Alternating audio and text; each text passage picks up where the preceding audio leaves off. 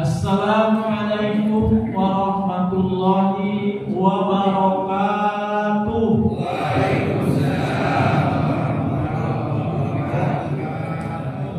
Bismillah, alhamdulillah, wassalatu ala rasulillah, la hawla wa la quwwata illa billah. Asyhadu an la ilaha illallah wa la syarika lah, wa asyhadu anna Muhammadan abduhu wa rasuluh. Puji dan syukur marilah kita panjatkan kehadirat Allah Subhanahu wa taala. Dengan berkat berkat dan keberkahan kita masih kesempatan oleh Allah untuk melaksanakan sebagian yang diperintahkannya, itu melaksanakan ibadah sholat subuh berjamaah dan dilanjutkan dengan tadarus Al-Qur'anul Karim. Mudah-mudahan aktivitas kita, harapan kita dicatat menjadi amalan sholihah. Tak lupa salawat serta salam semoga tercurah dan terlimpahkan kepada panutan alam, Nabi yang mulia, Nabi akhirul zaman, Nabi Muhammad SAW beserta keluarganya, para sahabat, para tabi'in. Mudah-mudahan termasuk kita di dalamnya yang senantiasa mengikuti ajarannya sampai akhir zaman.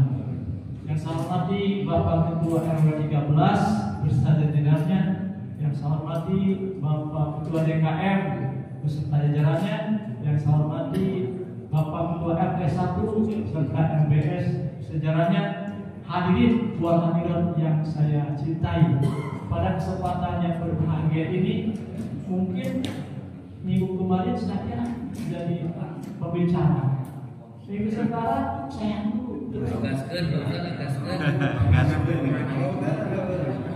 jadi beban terus ya, jadi istilah dari ganjel, namun mobil kayak ganjel ganti kena naon ya teh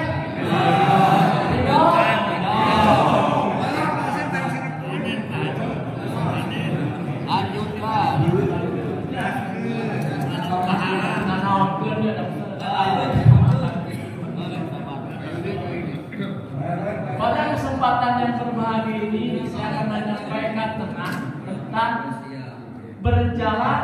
berjalan cepat sampai Allah.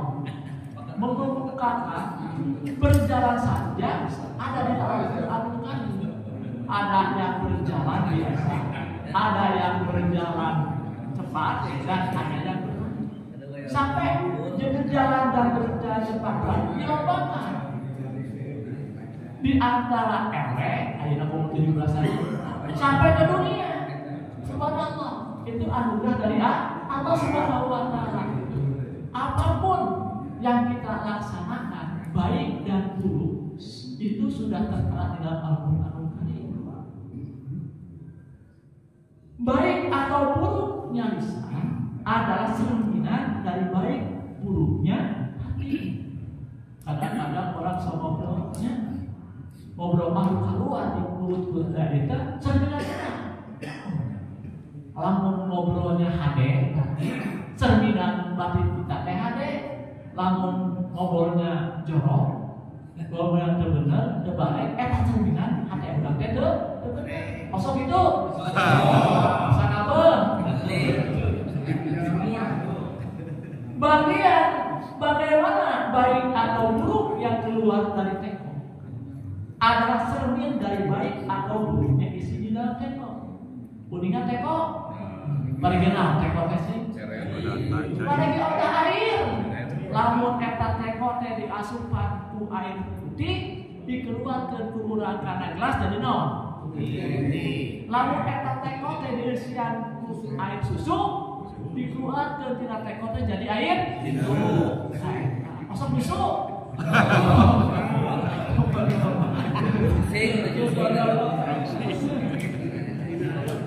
Lamun eta teko tadi dimasukkan ku air jahe, keluarna air jahe.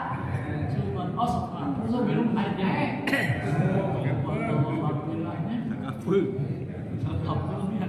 Lisan adalah ibarat sebuah moncong teko, sedangkan hati adalah ibarat isi di dalam teko. Jika yang sering keluar dari moncong teko adalah susu, maka isi dalam teko itu adalah susu. Dan jika yang sering keluar dari moncong teko itu adalah air kotor, maka isi di dalam teko adalah air. Subhanallah. Jika sering keluar dari lisan adalah kata-kata buruk, maka sesungguhnya hatinya juga buruk. Dan jika yang sering keluar dari lisannya adalah kata-kata baik, maka sesungguhnya baik pula hatinya.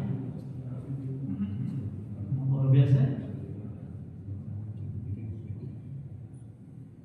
Salah satu keindahan adalah pemilihan kata yang benar-benar tepat, indah, dan sesuai dengan keadaan. Misalnya untuk urusan dunia, Allah menggunakan lafaz pamsu, berjalan. Untuk urusan amal akhirat, Allah menggunakan lafaz pas'au, berjalan cepat. Untuk urusan bertobat, Allah menggunakan lafaz papiru, berlari. Paham tadi? Untuk urusan dunia, Allah menggunakan lafaz pamsu, berjalan. Untuk dunia mah udah kadang-kadang berjalan kayak. Berjalan dari masjid sampai ke gerbang pintu di depan rumah. Masa berjalan? Katanya disebut nanti pamsu, berjalan. Untuk urusan amal akhirat, Allah menggunakan lafaz pas'au, berjalan cepat. Kamu kurang urusan akhirat, kayak sholat, berjalan cepat. Begitu mendengar ada lain luar, gitu. Untuk urusan bertobat, Allah menggunakan lafaz papiru, berlari. Orang apa? Masalah waktu orang, masalah hidup orang, atau orang mau itu, orang kan tobat bahasa. Jadi Allah menggunakan papiru, berlari. Urusan osok tobat tak? Sangat pun. Perhatikan ayat berikut. Dalam urusan dunia, a'udzubillahi minasyaitonir rajim, huwallazi ja'ala lakumul arda dalulan famsu bi manakibiha wa kulu min rizqi wa ilaihi nusyur. Wa huwallazi ja'ala lakumul arda, dialah yang menjadikan bumi dalulan, itu mudah bagimu. Famsahu, maka berjalanlah. Allah malah urusan dunia tadi, famsahu, berjalanlah. Fi manakibiha, di segala penjuru. Sok ayeuna suruh berjalan masalah mencari rezeki. Muka Eropa, muka Amerika, ya, muka Asia, subhanallah berjalan. Subhanallah, muka Tasik, Singapura, Kangaroo, berjalan. Tapi jangan lupa, orang kudu nyimpang heula. Nah, ka rumah makan, kudu makan, disuruh orang lo. Wa kulu min rizqi. Nah, Allah, dan makanlah sebagian dari rezekinya. Pantesan ayeuna setiap jalan tol aya rumah makan. Mengikuti ayat wa kulu min rizqi, dan makanlah sebagian dari rezekinya. Jadi orang lamun berjalan tidak makan, rumah untungna lapar. Awak apa geus nyetelkeun ka urang teh. Orang lamun urang naik kendaraan, umpamanya di Bandung mereka Jakarta, mesti mobil teh kudu bakal heula, dibere naon? Dibere bensin. Tah eta supaya jalan. Begitu urang jalan ke tol, mampir dulu ke rumah makan. Nah, nu makan dulu, nu rek ngaluarkeun air, dua air kecil atau besar, masuk itu. Juga teh dua teh ditahan. Ayam gitu kan, air tahan we, pura-pura teu apa-apa di rumah makan gitu kan. Pura-pura teu apa, pura-pura katengna di ayam gitu. Kenapa? Pelit coba. Ayam cakap. Maka berupaya dengan menempuh sarana tidak bertentangan dengan cinta tawakal kepada Allah. wa ilaihi nusyur, dan hanya kepada Allah kamu kembali setelah dibangkitkan. Wa huwa alladzi ja'ala lakumul arda dhalulan famshu fi manakibiha. Allah lah yang menjadikan bumi itu mudah bagi kamu, maka berjalanlah di segala penjuru. Sok ayatnya disuruh oleh Allah suruh berjalan di segala penjuru. Tadi sudah sebutkan. Maksudnya berjalanlah kalian kemanapun kamu hendaki di berbagai kawasannya. Serta lakukanlah perjalanan mengelilinginya untuk keperluan mata pencaharian dan perniagaan. Dan ketahuilah bahwa upaya kalian tidak dapat memberikan manfaat sesuatu pun bagi kalian kecuali bila Allah memudahkannya bagi kalian. Untuk beramal kita diperintahkan lebih cepat, yaitu berjalan cepat. Seperti sedekah, sholat, thalabul ilmi, itunya ada sebelum berjalan cepat. Di mana Allah Subhanahu wa taala menginformasikan kepada kita lewat Al-Qur'an, ya ayyuhalladzina amanu idza nudiya lis-sholati min yaumil jum'ati fas'au ila dzikrillah wa darul bai'i. Ya ayyuhalladzina amanu, wahai orang-orang yang beriman. Allah menyeru kepada orang-orang yang beriman. Apa seruan Allah? Idza nudiya lis-sholati fi yaumil jum'ati, apabila disuruh untuk menunaikan sholat Jumat, fas'au, maka berjalan cepat, bersegera. Jadi kamu kurang disuruh oleh Allah untuk menunaikan sholat Jumat, berjalan cepat, bersegeralah. Nu bagus mah disunatkan sebelum ke masjid, bagus kita mandi dulu, pakaian yang serba bagus, bersih, pakai wangi-wangian, duduknya paling depan supaya mendapatkan pahala unta yang paling depan. Oh ya, pahala unta atau paling depan pahalanya. Osok melaksanakan sholat Jumat, mandi dulu, pakai wangian, terus pangarep kata itu. Lain kan tukang tukang. Begitu datang sholat tayammum jujur weh, aya begitu.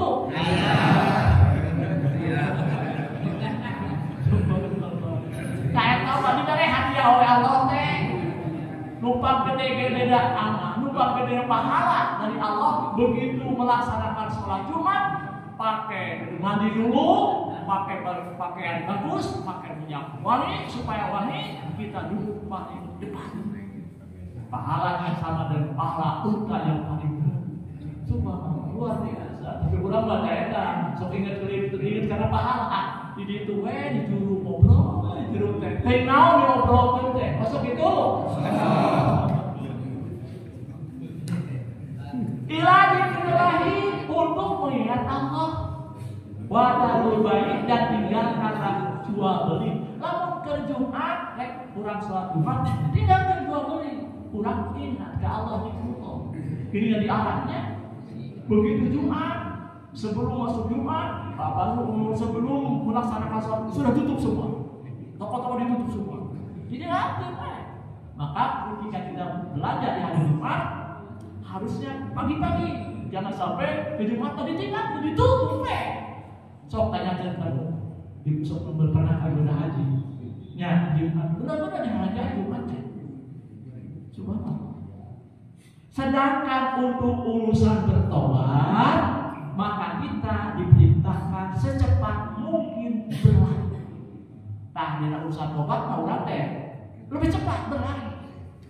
Karena ajal tidak menunggu, tobat kita dan mati tidak menunggu tua atau sakit. Juga ayeuna ieu mah masih kana berangkat. Ngewek sakit nyawa itu gitu. Ieu masih naon remaja ngewek sakit. Allah mah pantes kanu kolot pantes. Rek kanu kali pantes ke semua juga kehidupan dan kematian. Allah menghimbau orang-orang beriman agar segera ke masjid untuk sholat berjamaah apabila azan sudah dikumandangkan. Wahai orang-orang yang beriman, dimanapun dan kapanpun kamu berada, apabila sholat Jumat pada hari Jumat atau sholat lima waktu, maka bersegera kamu mengingat Allah Subhanahu wa Ta'ala. Perhatikan ayat berikutnya. Fafiru ilallah inni lakum minhu nadhirun mubin. Maka berlarilah cepat segera kembali kepada mentaati Allah alias bertobat. Sesungguhnya aku seorang pemberi peringatan yang nyata dari Allah untukmu.